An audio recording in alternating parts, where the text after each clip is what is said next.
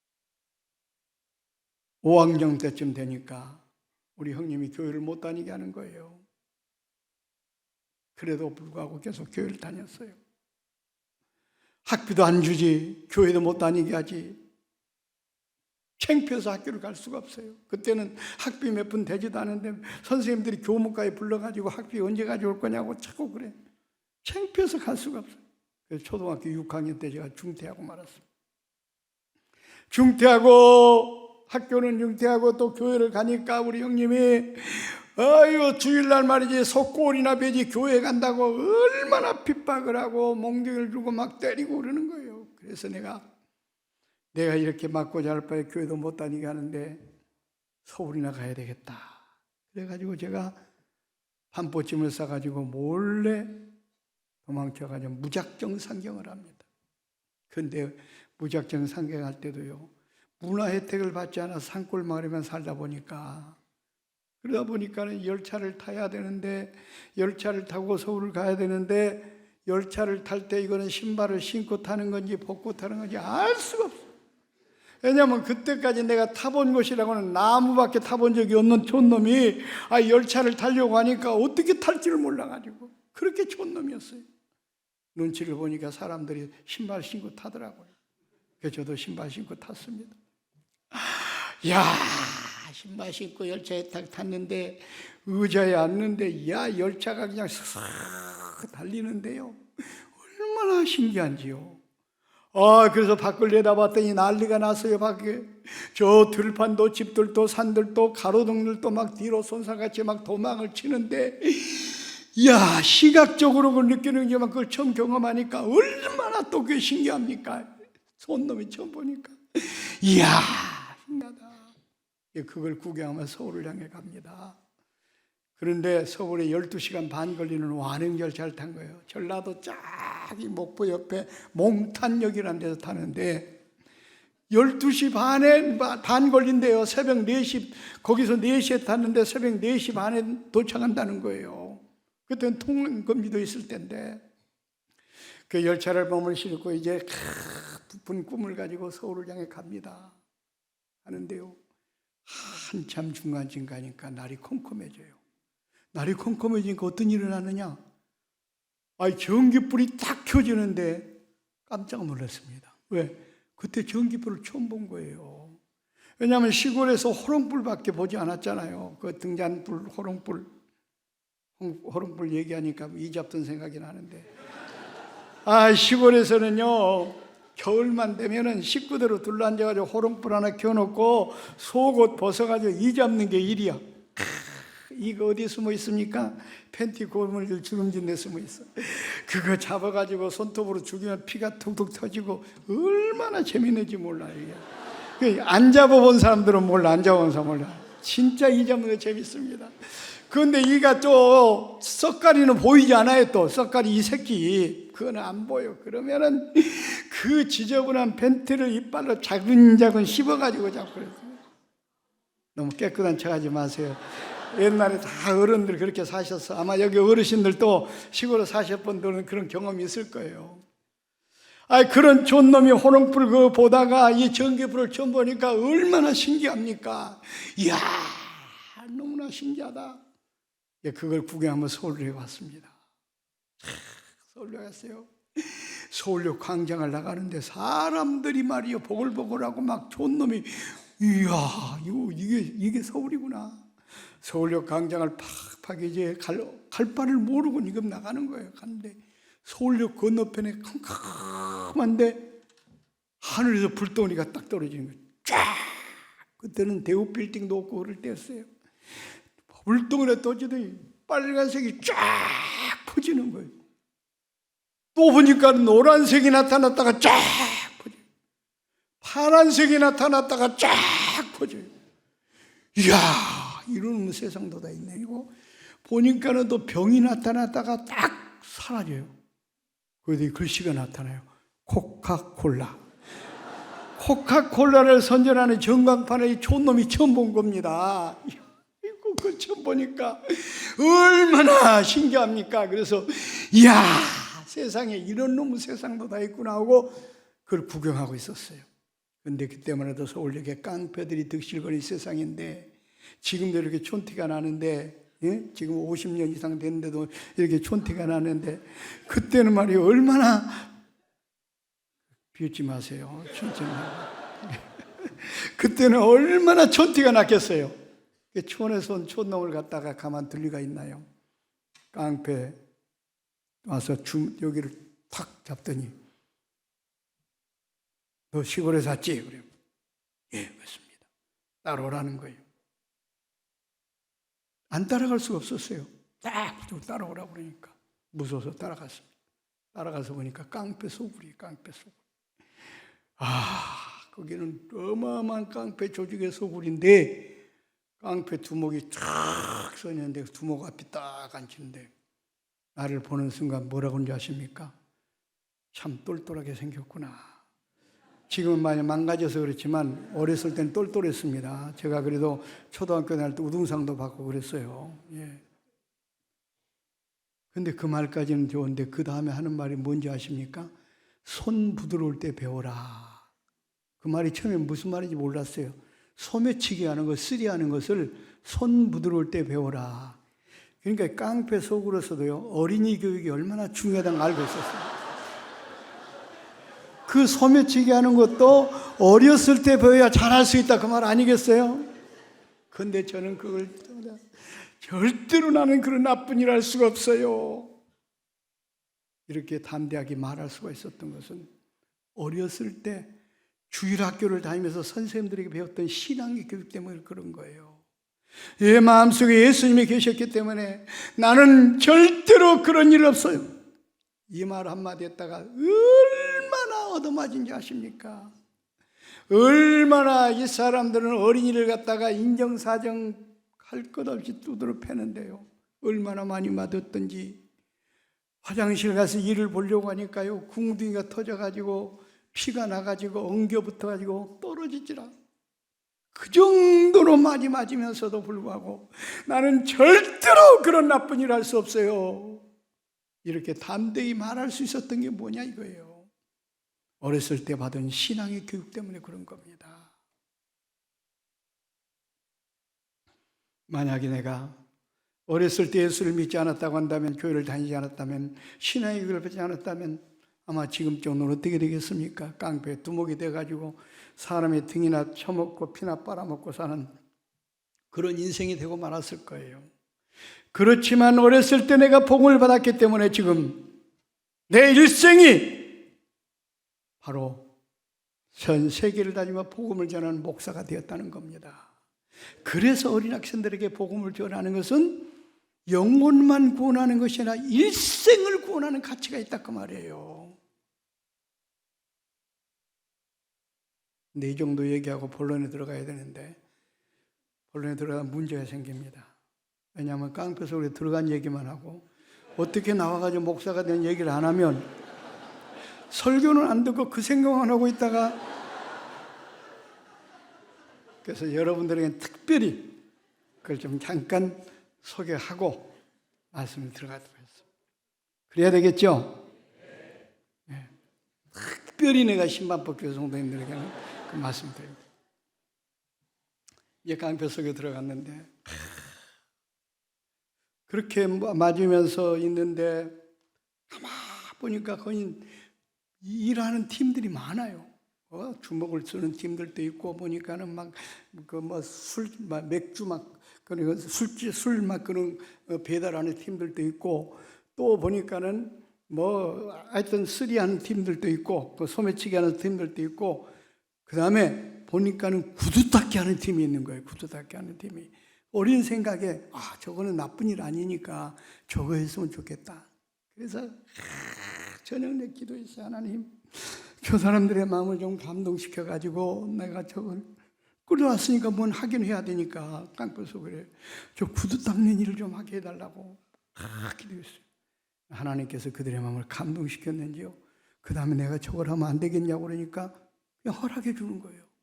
그래가지고 저는요, 무교동에서 무교동 한바꿈, 그때 당시 동용굴 다방이라고 있어요. 동용굴 다방.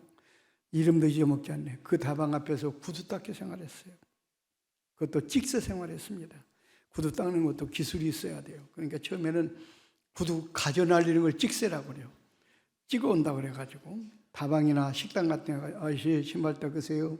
가져와서 그러면 고참들이 닦아가면 또 갖다 주고 그런 일을 했어요. 그런 일을 한 6개월 동안 하는데요. 어떤 분의 도움을 받아가지고 탈출하는 기회가 생겼어요. 다방을 늘 이렇게 출입하는 사장님인데 저를 불쌍하게 보았겠죠. 불쌍하게 봤는지 하여튼 저만 보면 껌도 하나씩 주고 말을 시키고 그러더라고요. 그러더니 쪽지를 적어줘요. 쪽지를. 몇 시까지 어디로 와라. 허리우드 극장 앞으로 오라는 거예요. 파고다 공원 있는데 허리우드 극장 앞으로 오라는 거예요. 그래가지고 이제 고참들 몰래 이게 딱 쪽지를 받고 그 시간을 맞춰서 갔습니다. 갔더니 그분이 뭐 하신 분이냐? 가구점 사장님이 가구점. 그 낙원상가에다가 가구점을 하면서 공장은 익선동에 있었어요. 그래가지고 데리고 가서 여기서 그 가구 일을 배우라는 거예요. 여기서 먹고 자고 가구 일을 배우라는 거예요. 그래서 너무너무 좋잖아요. 그래서 거기서 저는 열심히 또 가구 일을 했습니다. 예수님께서도 어린 시절에 목수일을 하셨는데 저도 어린 시절에 목수일을 좀 했어요. 그런데 거기서 목수일을 하는데 우리 어머니는 어렸을 때 돌아가셨기 때문에 얼굴이 기억이 안 나요. 키가 큰지 작은지 얼굴이 예쁜지 전혀 기억이 안 나는데 어렸을 때 나를 무릎에 앉혀놓고 들려준 얘기는 지금까지도 내리를 떠나지 않고 남아있어요. 한 가지 사건만 말씀드리면 어떤 사람이 가난한 집에 태어났답니다. 그러니까 이 친구는 학교를 다닐 수도 없죠. 나무집에서 머슴살이를 하게 됐대요. 그 머슴살이를 하면서도 불구하고 이 친구는 그 주인집 애들이 배운 책을 주워다가 배우고 난 책을 버린 책을 주워다가 혼자 열심히 고학을 해서 나중에 훌륭한 사람이 됐다는 거예요. 그러면서 우리 어머니는 난 놓고 기억자도 몰랐다고 그러는데 나에게 그 얘기를 들려주면서 너도 공부를 꼭 해야 된다. 공부를 꼭 해라. 공부해야 돼. 그래야 나중에 훌륭한 사람이 될 수 있어. 이 말씀을 나에게 가르쳐 준 거예요. 그런데 그 말씀이 계속 뇌를 스쳐가는 거예요. 공부를 꼭 해야 된다. 공부를 해라. 공부를 해라. 근데 공부할 수 있는 형편이 안 되잖아요. 지금 깡패 속에서 몰래 나와가지고 목공 숨어가지고 일하는데. 그런데도 불구하고 우리 어머니 목소리가 계속 뇌를 스쳐가서 공부할 수 있는 길을 막 찾았어요. 공부할 수 있는 방법을 막 찾았어요. 그런데 보니까는 그 떡을 팔러 오는 사람, 그 목공소에 떡을 팔러 오는 사람 얘기를 들어보니까 저쪽에 가면 야학을 하는 데가 있다고 그래요. 야학.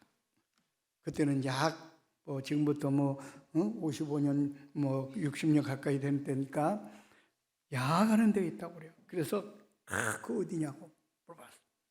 그래서 한번 찾아갔습니다. 찾아갔더니 거기는 일찍 퇴근을 해야 되는 거예요. 일찍 퇴근해야만 거기서 공부할 수가 있어요.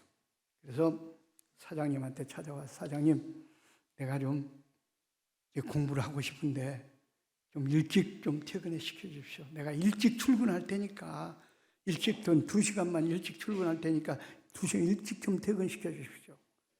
그런데 그때는 가구점에 요즘 본드가 나와가지고 나무 사이를 붙이는데 그때는 악교라는 것을 녹여가지고 그 본드 역할을 하게 했거든요.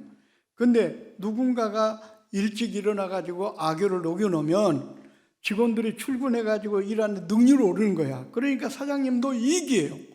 2시간 먼저 일어나서 그 일을 한다고 그러니까 허락을 받았어요. 그래가지고 이제 야학을 합니다. 학교를 다녀요. 낮에 일하고 밤에 공부한다는 게 얼마나 힘든지 몰라요. 근데 그건 참고 견디겠어요. 그래도 즐겁게 했어요. 그런데 고참들이 얼마나 핍박을 하는지요. 왜?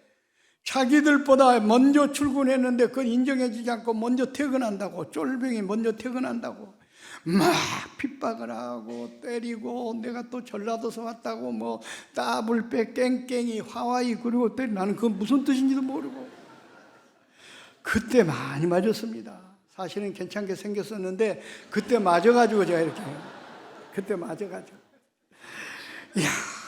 공부는 해야 되겠고 어떡합니까? 그래가지고 그때 공부하기 위해서 뛰쳐나왔습니다. 서울 한복판에 뛰쳐나오니까 어떻게 갈 데가 없잖아요. 그래가지고 가다가 대강고등학교 담벼락에 있는 튀김장사 네 아까 거기 연탄불 갈아준 조건으로 거기서 잠을 자기도 했어요. 갈 데가 없으니까 서울 한복판에 갈 데가 어디 있어요. 얼마나 고생을 했는지 몰라요. 근데 나중에 어떻게 알다가 그 중앙시장에 있는 도서관을 알게 됐어요. 희망도서관이라고. 이름도 안 잊어져요. 그 도서관은 무슨 엘리베이터 있는 것도 아니고 4층 건물인데 요즘이야 도서관 시설들이 얼마나 좋습니까? 그때는 딱딱한 세면바닥에 딱딱한 의자밖에 없었어요. 야 난로도 연탄난로도 안 돼. 갈탄 뗄 때 갈탄난로. 거기서 쭈그리고 엎드리고 잠을 자고 생활합니다. 아침에 코를 풀면 먹물이 나와요. 갈탄 연기 마시고 자니까. 그런 고생을 하면서 그래도 공부해야 된다. 그래가지고 이제 학교를 정식으로 들어갔어요. 학교를 들어가서 이제 공부를 하는데 학교를 끝나면은 아르바이트를 해야 돼요. 왜? 도서관비도 내야지, 택도 사봐야지, 학비도 내야지. 그래가지고 저는 중학교, 고등학교 다니는 동안에 안 해본 건 없습니다. 학교만 끝나면 장충당 공원에 가가지고 아이스 케이크 얼음 과자, 하드를 갖다가는 아이스 케이크 얼음 과자라고 그랬어요. 아이스 케이크 얼음 과자 사 팔기도 하고요. 뭐 별거 다 해봤어요. 서울운동회 양발도 팔아보고요. 또 그뿐만 아니요. 저 방학 동안에는요, 금호동, 장충동, 신당동, 산동네 다니면서 간장도 팔았어요. 간장 사세요. 간장도 팔았어요. 그치, 간장 팔 때 물 타가지고 판 적도 있었습니다. 나중에 회개했어요.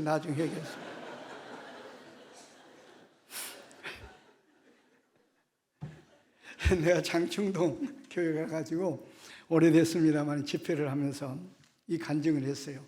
이 신라 호텔 짓기 전에 이 산동네 다니면서 내가 간장 팔았다고. 그때 간장 팔 때 물 타가지고 판 적도 있었다고 그랬어요. 그때 사람들이 웃더라고요. 근데 예배를 다 집회를 마치고 나오는데 어떤 할머니가 따라오시더니 어쩐지 그때 간장 맛이 심심하더라. 내가 지금 이렇게 웃으면서 얘기하지만요. 그때 당시에 소원이 뭔지 아십니까? 뜨뜻한 방에서 2달에 쭉 뻗고 잠자보는 게 소원이었고요. 하루에 3끼니 밥 먹어보는 게 소원이었어요. 그런데 그렇게 고생을 하면서도 불구하고 내가 공부를 하려고 했던 것이 바로 무엇 때문이냐? 어렸을 때 우리 어머니가 들려준 얘기 때문에요. 어렸을 때 받은 영향이 바로 나를 만든 겁니다. 여러분, 이렇게 중요한 어린 시기에 우리가 하나님 말씀을 가르친다면 얼마나 효과가 있겠느냐 그 말이에요. 그래서 저는 오늘 저녁에 다 얘기하면은 내일 안 나올 분이 계시니까 진짜 엑기스 간증은 또 내일 저녁에 할 거예요. 여기까지만 하고 그 다음엔 또 대단한 일들이 일어납니다. 어쨌든 간에 제가 말씀드린 것은 바로 뭐냐, 이처럼 어렸을 때 어린 학생들에게 복음을 전하면요, 복음을 전하면 어떻게 돼요? 영혼만 구원하는 것이 아니라 일생을 구원하는 거예요.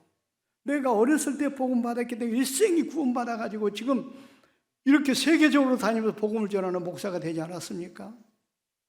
그러므로 어린 학생들에게 복음 전하는 것이 이렇게 효과가 있다. 그 다음에 세 번째로, 큰일 나는 시간 많이 가서, 교회가 부흥하는 지름길입니다. 어린이들에게 복음 전하면요, 교회가 급성장합니다. 우리 교회가 그랬거든요.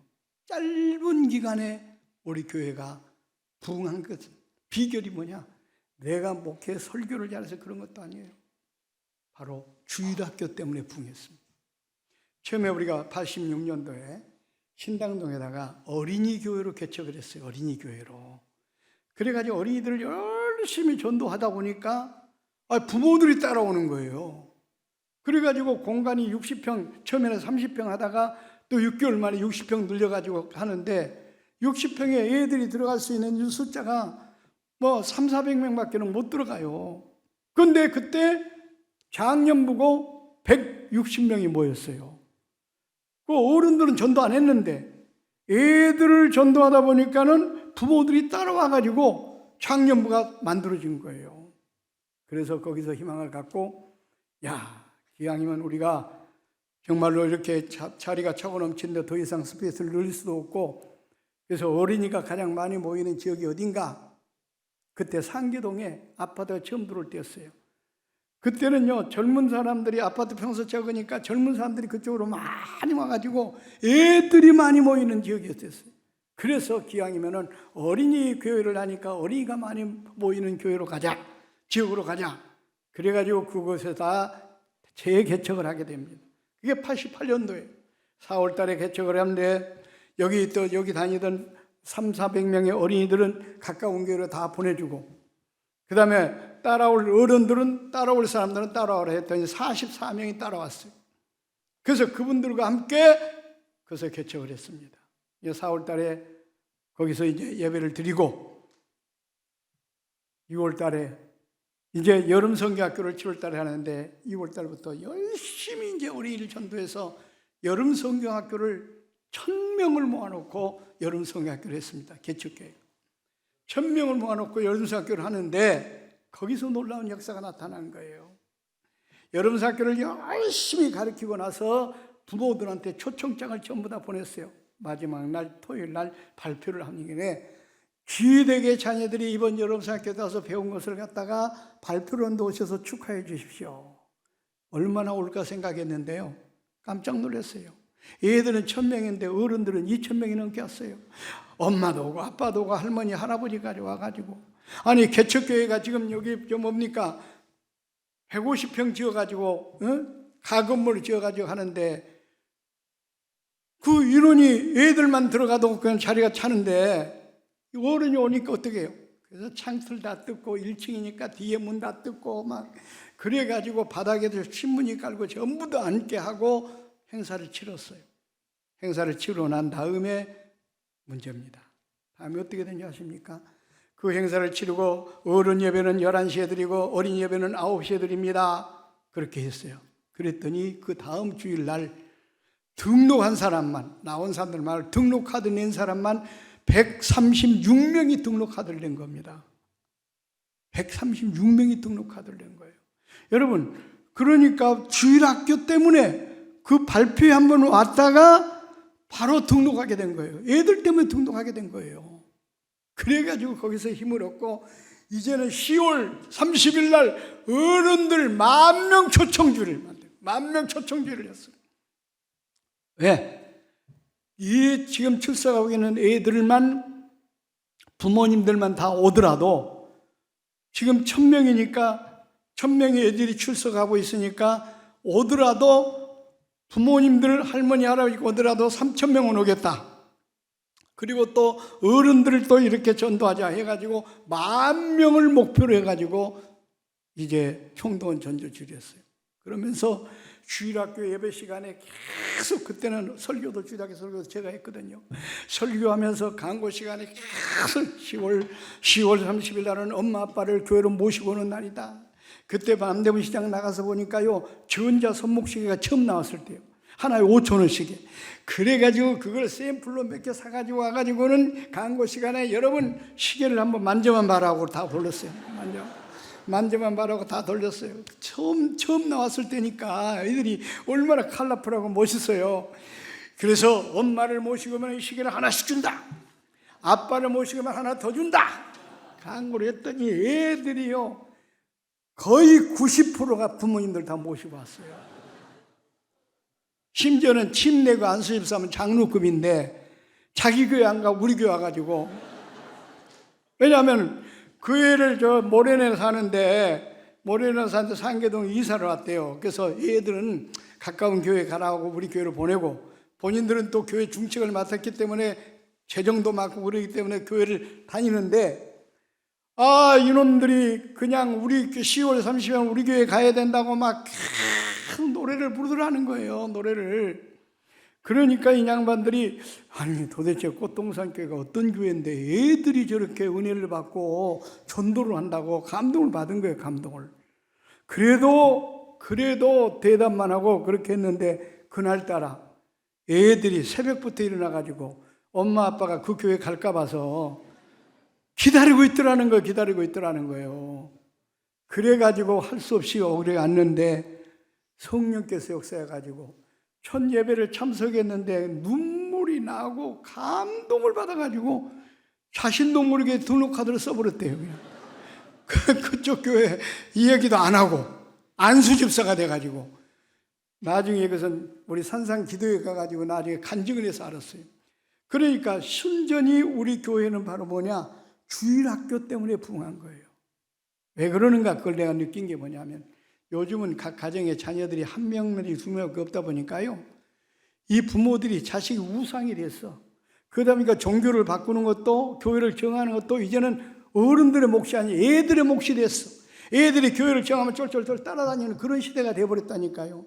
그래서 이 시대는 뭐냐? 어린이들을 열심히 전도하면 자동적으로 부모도 따라오니까 바로 교회가 어린이 영혼도 구원하고 부모 영혼도 구원하고 얼마나 부흥의 역사가 나타나는지 몰라요. 그래서 우리 교회는 그 6개월 만에 그 상계동에 개척한 6개월 만에 어린이 1000명 출석하고 장년부가 500명 출석하는 교회가 되었어요. 그래가지고 10년 만에 12,000명 출석하는 교회가 됐습니다. 그래서 그 다음부터도 우리는 아까 보셨지만 어린이 전도를 하면은 장년부는 다도 따라온다. 그래서 그런 식으로 해가지고 하니까 어린이 전도는 바로 뭐냐? 교회 부흥의 지름길이다. 우리 교회가 실제적으로 어린이 때문에 그렇게 부흥했기 때문에 그렇습니다. 그 다음에 마지막으로 시간 없지만은 침몰돼가는 어린이들에게 복음을 전하는 것은요, 침몰돼가는 우리 한국교회를 살리는 길입니다. 우리 한국교회가요 지금 심각한 위기에 처해 있습니다. 왜 그렇게 위기에 처해 있느냐? 70년대 80년대 세계를 깜짝 놀라게 때 부흥했는데 그 전까지만 해도요, 애들을 전도하는데 굉장히 힘을 썼는데 배부르고 당 따뜻하다 보니까는 애들은 귀찮은 존재로 여겼어요. 그러다 보니까 어떻게 해요? 갑자기 80년대 중반부터 주일학교가 떨어지기 시작했어요. 그 결과가 25년, 26년 와서 1200만이었던 교인의 숫자가 960만으로 줄어들었어요. 그러더니 최근에는 600만으로 줄어들었어요. 개신의 숫자가. 이게 심각합니다. 이것은 우리나라뿐만 아니라요, 제가 영국 가서도 느낀 게 그렇습니다. 우리 개신교회 못 찾아갈 수 있는 교회가 영국 아닙니까?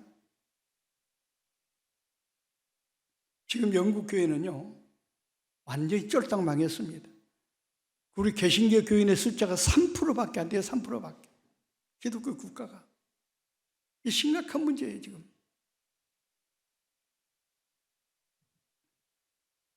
제가 89년도에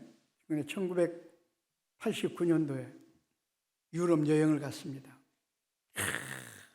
그때 여행을 처음 여행을 가는 때였기 때문에 얼마나 들뜬 마음을 가지고 가는지 몰라요.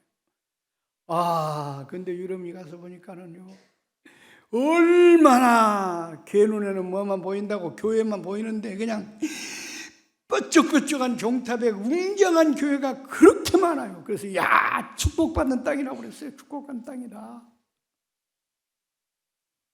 그래서 우리 영어는 잘 못하지만은 우리 현지 교회 가서 한번 예배를 드려보자. 그래가지고 친구들과 같이 갔었는데 주일날 관광하다가 주일날은 관광할 수 없으니까 현지 교회를 찾았습니다. 웅장한 교회 건물 찾았는데 가서 보니까 문이 닫혀 있어요. 주일날인데. 왜 문이 닫혀 있냐 물어보니까 교인이 없어서 예배를 드리지 않은 지가 오래됐다는 거예요. 그래서 관광객들이 와가지고 순례하는 장소를 펴내고 말았어요. 이게 지금 영계 모습이에요. 또 어느 교회를 갔더니 철조망이 쳐 있어요. 교회가.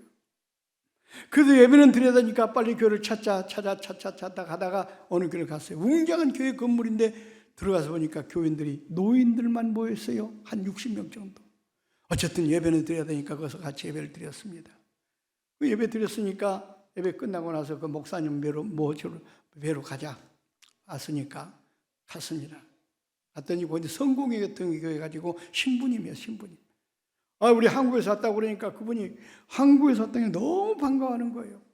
본인도 한국을 3번이나 왔대요. 여의도 스님께 가서 예배도 드려보고 한국교회가 놀랍게 부흥하는 모습을 봤습니다.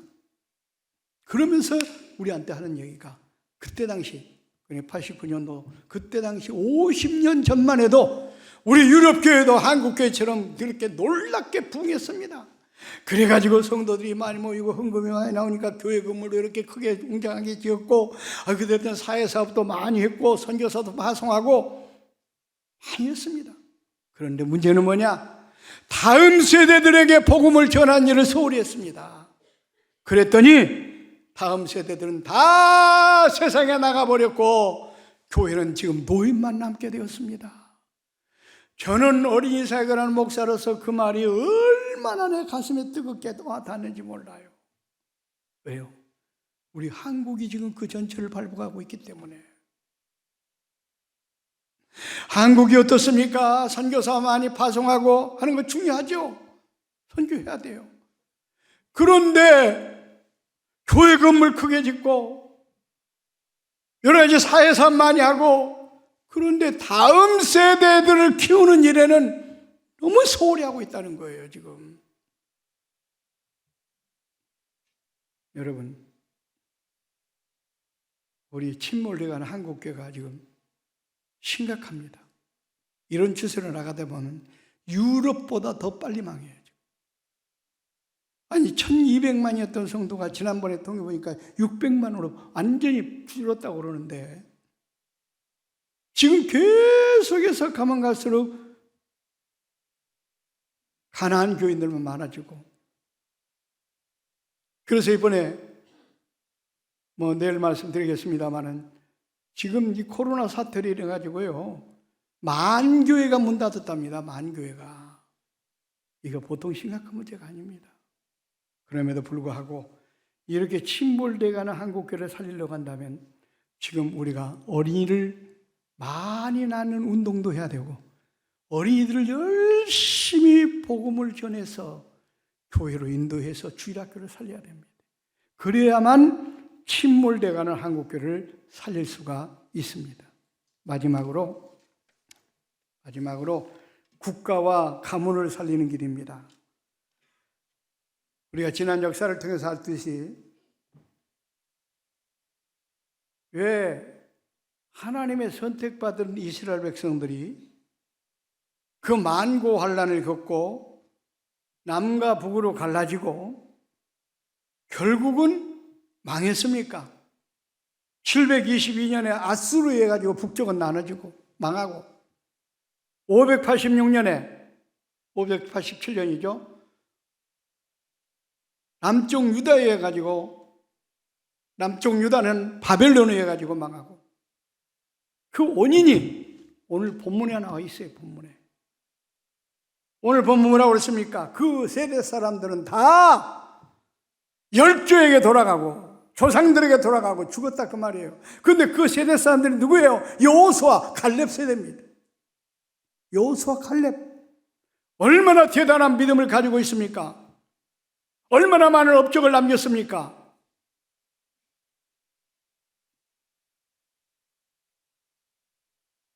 출애굽 당시에 여호수아 갈렙에는 가나안 땅을 들어간 사람이 없어요. 모세도 못 들어갔어요. 그래서 엄청난 업적을 남겼어요.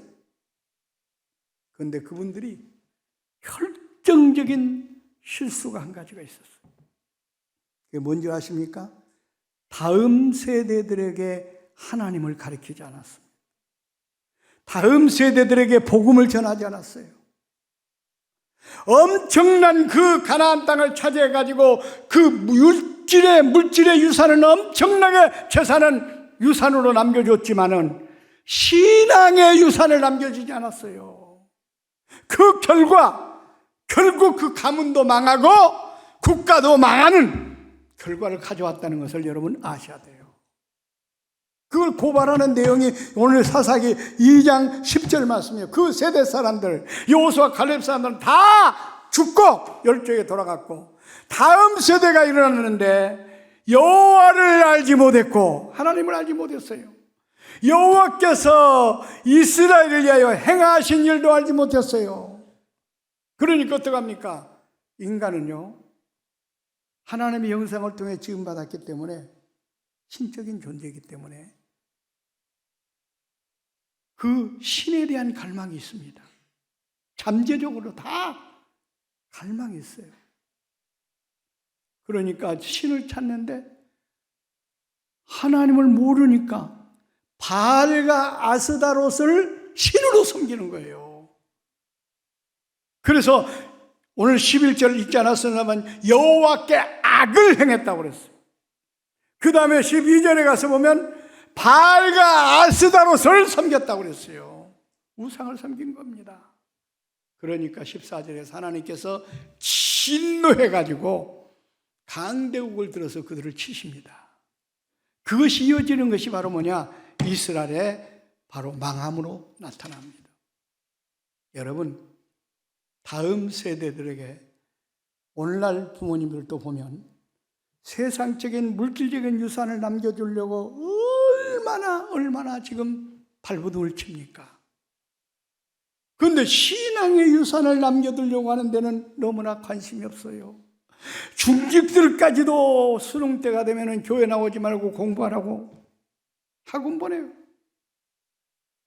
여러분, 정신 차려야 됩니다. 정신 차려야 돼요.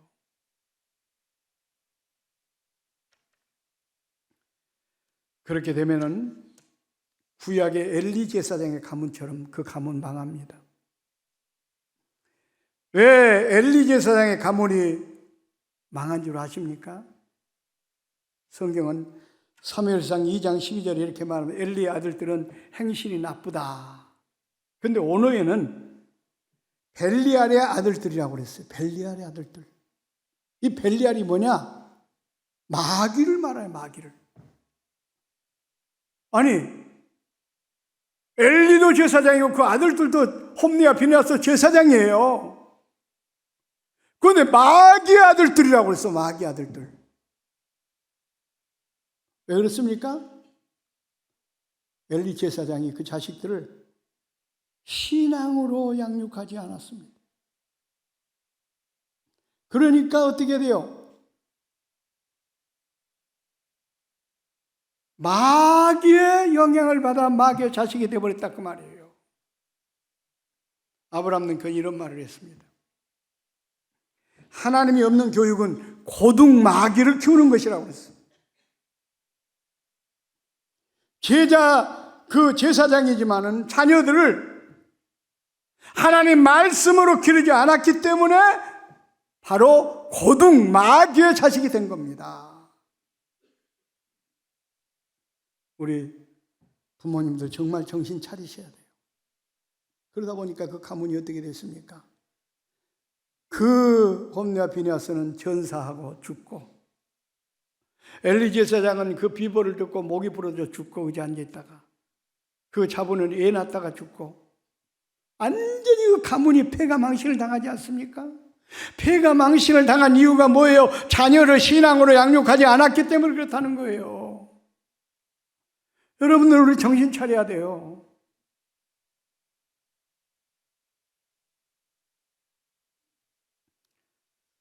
(1994년도 5월 19일 날 일어났던 아마 박안상 군의 사건을 여러분 기억하실 겁니다. 아버지는 장로님이셨어요. 한의사고. 어머님은 권사님이셨어요. 그 귀한 아들을 어떻게 하면 훌륭한 아들을 만들려고 열심히 좋은 학원을 보내고 유학까지 보냈습니다. 교회 나가서 신앙교육을 받는 데는 관심이 없었어요. 어떻게 하면 좋은 학원 보내고 좋은 학교 보내고 유학을 보내가지고 훌륭한 아들을 만들까? 여기에만 관심을 가지고 장로가 되고 권사가 돼가지고. 그런데 어떻게 됐습니까? 그 아들이 미국 유학 가서 공부하다가 탈선하게 된 거예요. 좋은 학교 보내가지고 훌륭한 인물 만들려고 그랬는데 탈선했어요. 방학 동안에 돌아가지고 유흥비에 쓸 돈을 달라고 합니다. 네가 공부하는데 돈은 대줄 수 있지만은 유흥비에 쓸 수 있는 돈은 내가 못 대준다. 장로님이 그랬습니다. 그러니까 그 아버지 목에 비수를 들이대고 또 아버지가 사망하니까 어머니까지도, 그리고 그 집에 불을 질렀던 사건이 한약방 방화 사건입니다.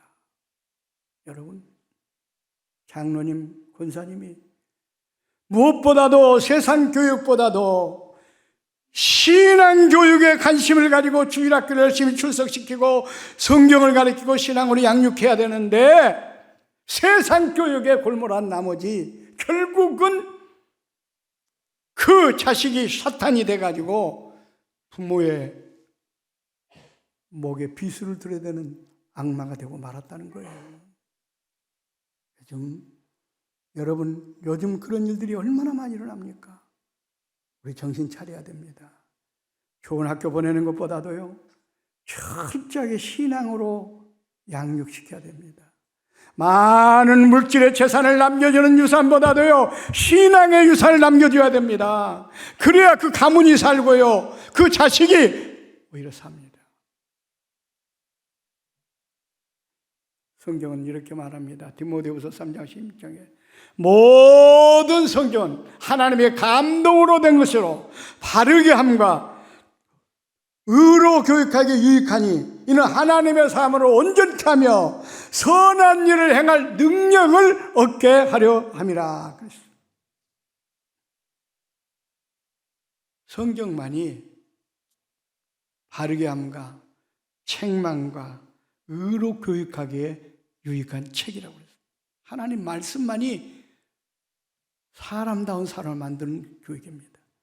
아까 말한 세속적인 하나님이 빠진 교육은 고등마귀를 키우는 교육이라고 아브라함 링컨이 말하지 않았습니까?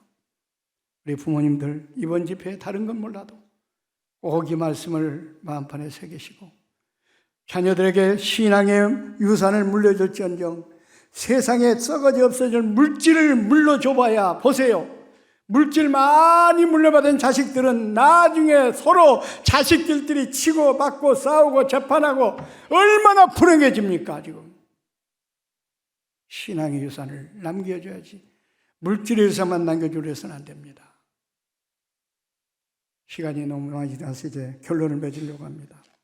우리가 어린 학생들에게 복음을 전하는 것은요, 하나님께서 가장 기뻐하는 일이고요, 그 한 사람의 영혼만 구원하고 일생을 구원하는 가치가 있습니다. 그리고 어린 학생들에게 복음을 전하는 것은 어른들에게 복음을 전하는 것보다 훨씬 더 쉽고 효과가 있습니다. 우리가 효과가 있는 밭에 복음의 씨앗을 뿌려야 되지 않겠습니까? 그리고 어린 학생들에게 복음을 전하는 것이야말로 미래의 이 교회를 세우는 거예요. 어른들만 전도하고 나서 어른들만 있다가 3, 40명 있으면 이 교회는 없어져요. 다음 세대가 없으면 없어지는 겁니다. 유럽 교회처럼 되는 거예요. 그러니까 우리 세대만 생각하지 말고 다음 세대 20만 폭교회가 주님 오실 때까지 계속 전속되기 위해서라도 우리는 다음 세대를 위해서 씨를 뿌리고 그들을 신앙으로 양육해야 됩니다. 그런 교회가 부흥하는 교회입니다. 반짝했다가 없어지는 교회가 돼서 되겠습니까? 그래서 우리 교회가 부흥하는 비결이 바로 뭐냐? 다음 세대들에게 복음을 전하는 겁니다. 또 아까 말했지만은 어린이들 전도해 놓으면요, 부모들은 따라오게 됐다니까요. 그러면 작년부터 부흥이 되는 거 아니겠습니까? 그리고 또 그 어린이들이 보니까는 한 세월이 빨라가지고 우리가요, 지금은 조금 IMF 때문에, 코로나 때문에 떨어지고 그래서 많이 줄었습니다만 고등학교 사면 수능시험을 400~500명씩 봤습니다. 400명. 그러면 400~500명의 작년부로 올라오는 거 아닙니까? 물론 대학교 가서는 또 뭐 지방으로 가고 그래서 또 흩어지는 경우도 있지만 그래도 어쨌든 간에 영혼이 그만큼 올라오는 거예요. 그들이 곧 커서 장년부가 돼요. 그래서 제가 목회할 때 그 유년주일학교 학생들이 지금 안수집사가 되고요. 얼마나 교회에 충성하고 봉사하는지 몰라요. 줄을 이루고 있습니다, 지금. 아직 장로가 된 사람은 없지만. 여러분, 그러므로 정말 우리 교회가 붕하니 지름길도 그렇고 또 무엇보다 중요한 것은 이 침몰돼가는 한국교회를 살리는 길이에요. 우리 교회만 붕된다고 되는 게 아니에요. 우리 한국교회가 살아나야 돼요, 지금. 한국교회가 살아나야 돼요. 주일학교 예배를 드리지 않는 교회가 지금 50%, 60%랍니다, 지금. 심각한 거 아닙니까? 살려야 돼요, 주일학교를. 그렇지 않으면 미래에 한국교회 소망 없습니다. 유럽교회처럼 돼요. 그럼 우리가 하나님 앞에 가서 어떻게 고개를 들 수가 있겠어요? 내가 다니던 교회가 문을 닫게 됐다고 한다면 어떻게 하나님 앞에 가서 우리 고개를 들 수 있겠느냐 그 말이에요. 그 다음에 무엇보다도 우리 가문을 살리는 길입니다. 국가를 살리는 길입니다. 여호수아 갈렙은 정말로 어떤 면으로부터는 신앙의 유산을 많이 남겨줬지만은 물질의 유산을 많이 남겨줬지만 신앙의 유산을 남겨주지 않은 것 때문에 국가도 망하고 가문도 망하지 않았습니까? 우리가 그런 전철을 밟아서 안 되겠습니다. 그러므로 여러분 자녀 세대를 더 다음 세대들에게 열심히 복음을 전하고 신앙을 양육하여 이 교회를 더욱더 부흥시키고 여러분 가문을 살리고 국가를 살리는 주역들이 되시기를 주의 이름으로 축원을 드립니다. 기도하겠습니다. 살아계셔서 역사를 주관하시는 아버지 하나님, 하나님의 그 크신 은혜와 사랑을 진심으로 감사를 드립니다. 오늘 저희들 이 자리에 모여주시고 귀한 말씀을 통해서 우리가 교훈을 삼습니다. 이 말씀이 도전이 되게 하시고 은혜가 되게 하옵소서. 우리 가슴이 뜨거워지게 하옵소서. 그래서 다음 세대들에게 복음을 전하는 것이 얼마나 중요하다는 것을 사명으로 느끼게 도와주옵소서. 그래서 우리 주변에 죽어가는 다음 세대들에게 복음을 전하여 그 사람의 영혼만 구할 것이 아니라 일생까지 구하는 역사가 일어날 수 있도록 주여 도와주시고 또 다음 세대를 열심히 복음을 전하여 이 교회가 더욱더 부흥하는 교회가 될 수 있도록 은혜를 베풀어 주옵소서. 다음 세대에 열심히 복음을 전하여 침몰돼가는 한국교회를 살릴 수 있도록 도와주옵소서. 우리 가문을 살리고 국가를 살리는 주역들이 될 수 있도록 역사해 주시옵소서. 부족한 영혼 잠깐 말씀만 전하고 하지만 성령께서는 이들의 마음속에 역동적으로 역사하셔서 이들을 통하여 하나님의 뜻을 이루어 주시옵소서. 감사드리며 거룩하신 예수님의 이름으로 기도하옵나이다. 아멘.